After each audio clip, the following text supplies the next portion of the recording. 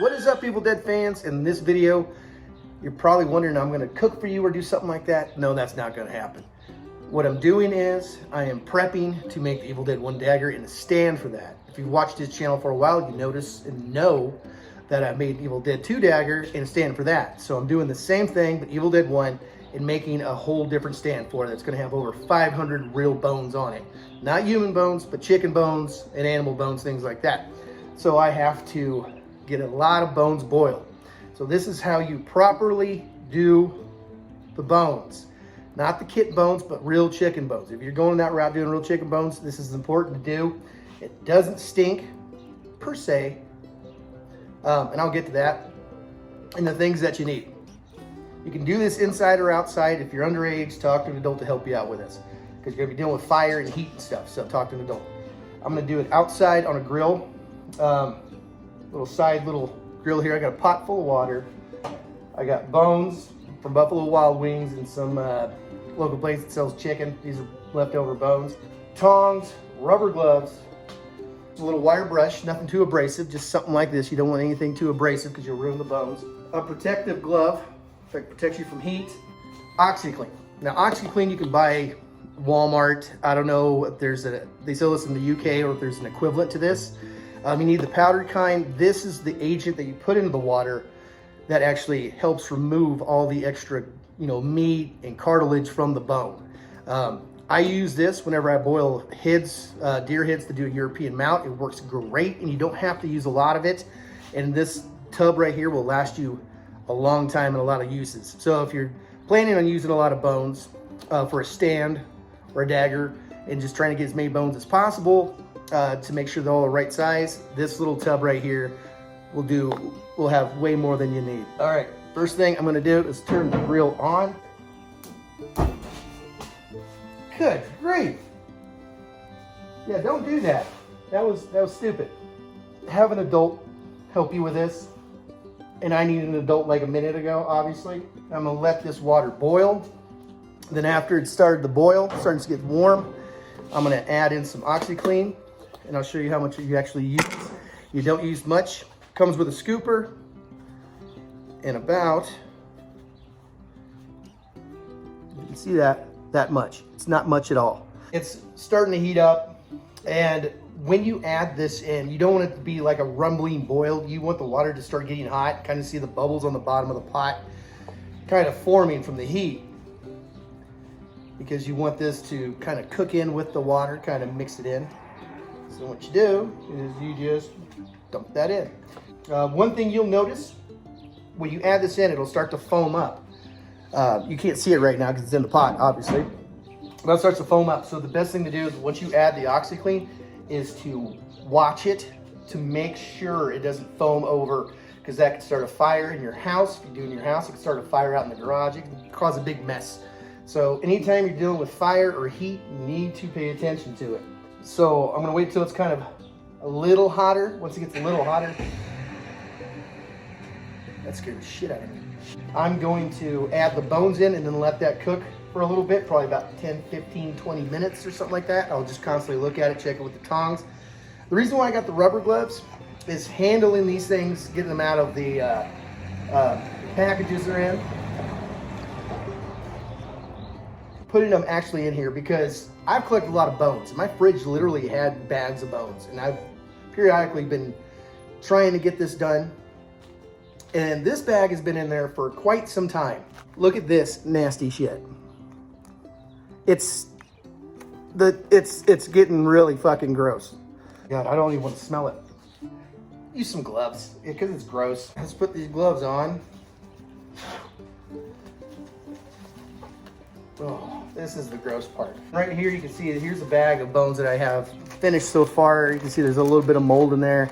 I'll just wash that off later when I'm ready to use it. It's probably a day before. It smells like mold. And I have a lot more to go. These Buffalo Wild Wing ones from the other day.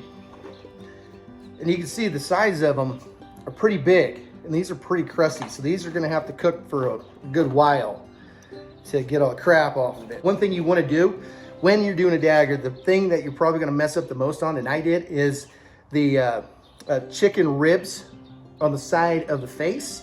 I replaced mine like 4 or 5 times, so you want to get as many as you can, and here's a bunch in here. So we're gonna put those in the pot. And when you do the OxiClean in the pot and it's cooking, the OxiClean doesn't stink. It won't stink your house up. Like some people do this with bleach and stuff. I don't suggest that because bleach gives off really bad fumes and can be harmful. So I suggest not to go with bleach. Here comes the nasty one. I have been avoiding this for a while. And just for everybody at home, I'll give it a good whiff. Oh, that looks bad. Look at that white shit. What is that? Oh no. Oh, that's dirty diaper right there. What you do for your hobbies is insane. That's not even a bone. That is just fucking mold. That is gross and it's thick. God, really? Yeah, that right there is what I'm talking about. That is not even a bone. That's why you want these gloves. See how it's starting to loosen up already right there? You see how it's wiggly? That's that piece with all the ribs on it. You really want to cook those because if you start stripping the ribs before it gets really loose, you can easily break them. So, and then you're gonna have to constantly make more and more and more and boil more and eat chicken breast like it's like no tomorrow. We'll let that go for about 10-15 minutes and check back in. You can see all the sauce is kind of mixing in, but let's look at some of these bones. You can see some of that stuff starting to get uncrusty. That's from the OxiClean. And let's see if we can find a new one. Starting to get uncrusty,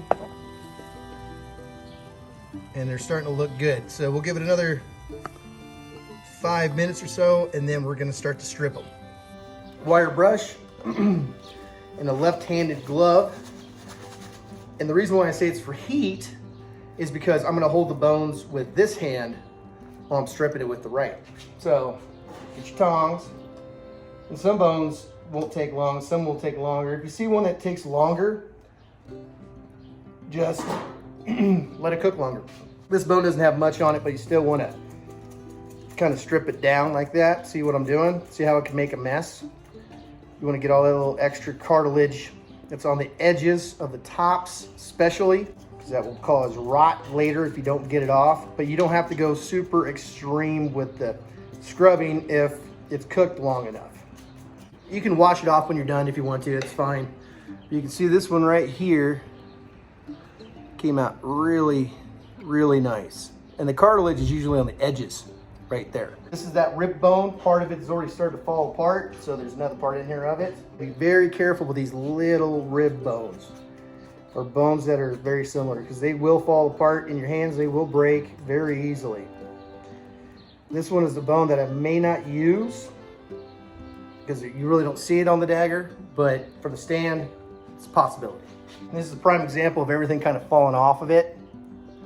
You can see there's still some cartilage in the bone right here, right there. So just take the wire brush again. And sometimes when you cook it long enough, you can use a toothbrush, like a really hard bristled toothbrush. Some people just do like a wash off technique where they just wash it off, but you really don't get this top edge stuff off. Somebody else pulling up to the house? I don't know, it's the same fucking dude who just drove past a minute ago. Thanks for driving through the alley again. So less work. You want the pot to do the work for you. When it comes to Evil Dead 1, the bones really weren't really painted, and the kip bones really weren't painted that much. Evil Dead 2, on the other hand, they were painted a lot. There's a lot of paint. And you want to let them completely dry out. If you put them in a bag beforehand, like a plastic bag like that, all that condensation from the water and stuff will start to mildew over. And here's one with a lot of shit on it, back in the pot. I do suggest to get a bunch of leg bones when you're just doing the dagger, because certain places, depending on where you get your chicken, or if the only option is the grocery stores usually supply pretty big chicken legs. Tyson chicken especially. I'm not gonna say bigger the better, but at least you get a variance. If you go to like most places that are like, you know, KFC or Popeyes or something, you get the smaller, like, leg bone. What the fuck? If you're one of those people just flies through people's fucking alleys, I swear to God, you suck. There's kids playing in alleys. For fuck's sake, little bastard. Driving past here thinking he's fucking Dale Earnhardt fucking Jr. He's too young to even know who the fuck that is. Little motherfucker. Flying through my fucking alley. Too busy with his Fortnites. Gotta get home. He's late for a tournament. So wing bones are very important when you do an Evil Dead dagger. Like I said, I want to have over 500 real chicken bones or like rib bones from, like, you know, if you have ribs or something like that on it. I'm not gonna go looking at dead carcasses of animals and be like, I could use that on my dagger or on my dagger stand. Yeah, that ain't happening. That's weird. Ooh, you came up pretty clean. Took a nice bath, didn't you? Moving on. This right here is a prime example of like a KFC drumstick, the leg bone. Look how small that is. This is a leg bone. Here's the other one. This one's a little bigger. This one is. But let's put it up to the wing bone from Buffalo Wild Wings. That is tiny. When it comes to leg bones, do not use them from like KFC and stuff because they are going to be too small. Like I said, Tyson chicken, they had the big ass mutated leg or drumstick bones, the leg bones. I don't know what that is. Now I'm excited about that stand. The stand I'm going to do, it's not going to be like the one I did where it's up on the wall. This one is going to be like you set it on a desk or a shelf, but it's going to be angled up. So like the head of the dagger is going to be angling down. I decided not to do a wall hanging one because with over 500 bones, you're not going to get a good 3D effect with it. Everything's pretty much going to be flat. So I decided to go a different route and do it this other way, because this other way, I can put the bones pointing straight up or angle them or something like that, and almost make it look like a bamboo trap of bones, you know. So it's going to be a lot different. That's a lot of damn bones I'm putting on there. Well, that stand's going to be fun to do because it's a custom project, and if you know me, I enjoy custom projects the most. The dagger's not going to be that hard to do. It's just some of the differences from Evil Dead 1 to Evil Dead 2. And, because there's differences. There's things that was changed for Evil Dead 2. Yeah, things were changed around for Evil Dead 2, you know, bone-wise, not just the dagger, you know, the blade. Things were changed and fixed for Evil Dead 2 because things broke off, like the teeth for, that were on the Evil Dead 1 dagger, they broke off, obviously. They were replaced, and yeah, they broke off later too. And the original dagger, you know, the OG dagger that was in Evil Dead 1, and then they also, you know, Tom Sullivan changed for Evil Dead 2. It was kind of really just made out of, I forgot the name of the product, but it was kind of like paper mache. And the people who don't know what paper mache is, it's basically like almost like a glue water with like newspaper. It's almost like, it's basically the same thing as toilet paper and glue. It doesn't hold up over time. And there's rumors of where that dagger is. Some people say Sam Raimi has the original OG one in his office. Some people say that it just fell apart and it's just gone forever. I think, you know, Sam Raimi probably has it in his office. But unless you've been to his office, you really don't know. And when I met him, I should have asked him. I didn't think about that. Just keep on scraping, man. It's just, this is your life right now. I'm gonna clean that out every once in a while, because that gets nasty. The best thing to do when you do it is to compare sizes with the kit bones. You want the kit while you have the bones. Measure up the sizes with each other to make sure they're the right length or close as possible to being correct. Because if they're not, and you just say, hey, I'm gonna use whatever I got, then when you place the bones with the kit bones, you're gonna end up with gaps and problems like that. And that's the last thing you want, is gaps. I've seen a lot of people make them. I've seen some really good ones. I've seen some really bad ones. I wouldn't say really bad ones, but I've seen some really bad ones. But I've seen some that were pretty good, and then ones where it's just like, that would be so much better if they would have measured the bones with the kit bones that you get. And the kit is the Visible Man kit. And gosh, who told me about that? That the Visible Woman kit, the kits for the bones for those are exactly the same.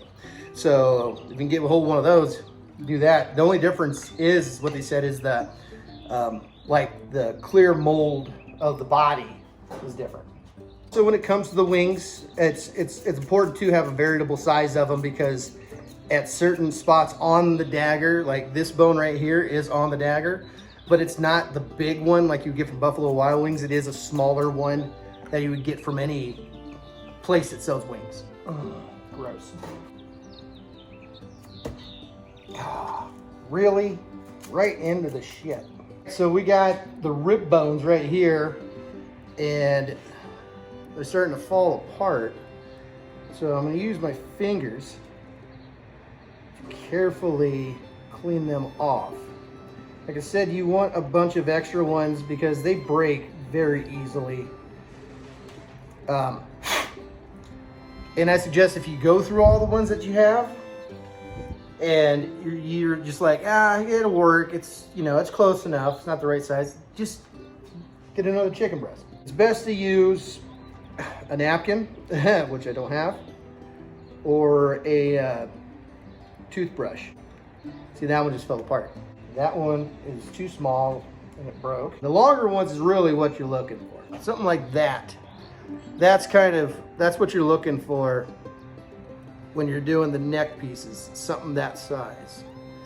And you're gonna want these ones kind of have a fork on the bottom of it. See that fork? You're gonna need a bunch of those. Have a bunch on standby.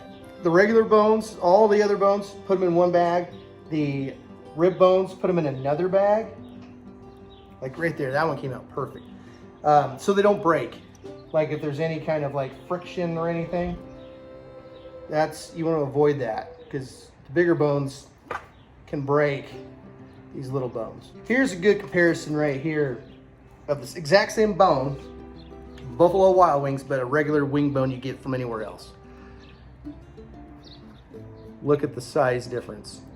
That's what I'm saying. You need to get different bones from different places. Final product, your dagger, instead of being like about that tall, just the hilt, it might be like that and look all cattywampus. I've seen it. You don't want to sub it. That's what I'm saying. You don't want to sub it. If you're gonna do it, you do it right. Still got a little shit on it. That's a good rib bone. It seems stupid that I'm freaking out over this, but when you're doing something, you want a perfect one. Look at that for the neck. That is perfect. So this is what we got out of those two bags. Actually, that bag and that box. You can see right here, this is the same bone as this, but you can see the size difference. That is definitely Buffalo Wild Wings. This is just from some random chicken place, or like KFC or something, they would have that. You have drumsticks down here and other wing bone pieces. This is part of it over here where they kind of connect together. And then we got all the rib bones up there. So I'm letting them sit out and dry out on this. And then once they start drying, you want to remove them, because you're going to have all that moisture. And it's just going to stay on the bottom of the bones. You want to remove them from there and let them dry out somewhere else as well. So that's what we have so far, or I have so far. But there's a lot more that I need to do. But just stay tuned, because very, very soon the construction of the Evil Dead 1 dagger will happen. Till next time, stay groovy.